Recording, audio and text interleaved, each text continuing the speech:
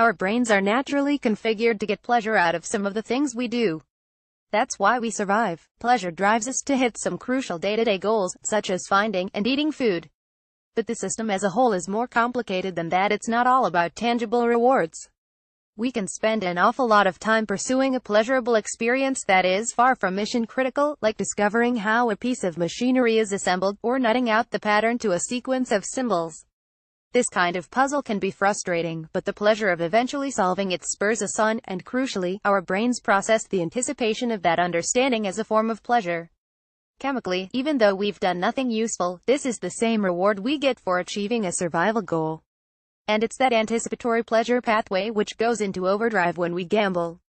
It can lead us to a place that addicts call the zone, where even winning the jackpot is a distraction from the game.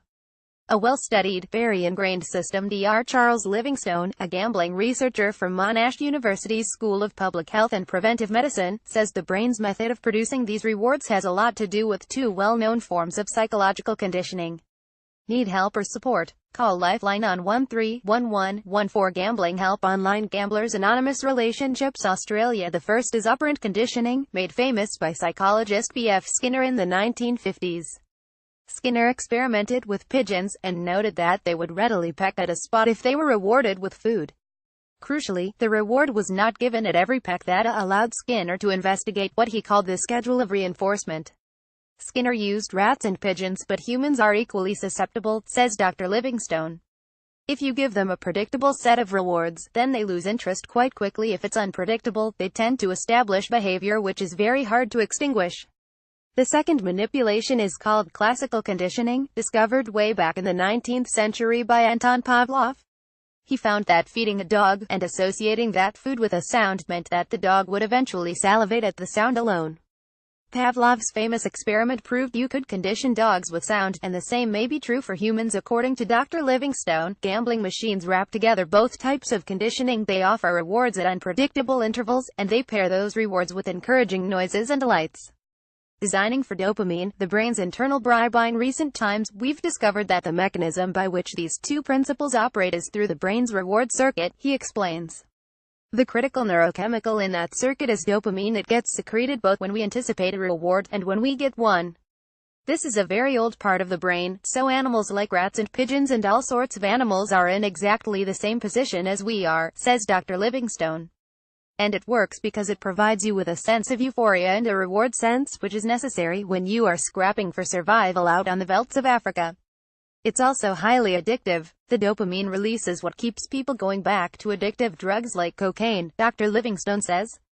And over the past 100 years or so, the architects of gambling environments have become masters at utilizing this chemical cycle in our brain, to the extent that gamblers really don't welcome anything which disrupts it, because it takes them out of their zone. The zone was very much about flow and rhythm and repetition and just continuing, says Natasha Skull, a cultural anthropologist who spent many hours in the casinos of Las Vegas researching the design of gambling environments and the way gamblers behave. She spoke to addicts who said winning a jackpot just made them feel annoyed. When they won, the machine would make a lot of jingling noises, it would freeze up and play victorious music, sometimes people would look over at them. Essentially it interrupted the zone. A parallel universe with real-world consequences. Carolyn Hirsch is a former Victorian MP and psychologist, and was also a self-confessed gambling addict. She remembers the power of that psychological conditioning in action. There's the music, there is the sound when you win, and you think I've won, although you haven't, you've actually lost. But music plays, she says. People come around and give you free coffee and look after you, there's that nice feeling. But I think the real thing is the way the machines are designed alters the brain. These changes to the gambling brain can do a lot of damage. Being in the zone means being in an alternate universe, where family and responsibility don't seem important. There's even data to show an association between areas with a large number of poker machines and the rates of particular kinds of crime, Dr. Livingstone says. Critics argue the lights and sounds of gambling machines condition users to continue playing. The harms of gambling include separation, fraud, financial disaster, divorce, violence and neglect of children, he says. They are associated with mental and physical ill health, and of course ultimately with suicide. Most people who experience gambling harm are too ashamed to admit that they have succumbed to such a silly addiction, as they see it. The debate around these harms, and who is responsible, is intensifying. Help for individuals is available through crisis support bodies, but the effect on communities means that gaming industry methods are inevitably drawn into the political arena. Poker machines are shaping up to be an electoral issue in Tasmania as community groups, councils, unions and professional associations call for the machines to be removed from some venues. And a former addict is suing a casino and a pokey manufacturer, arguing that a particular machine is deceptive and addictive. With so many stakeholders in how the pokies operate, however, there's no obvious or easy fix for the problem.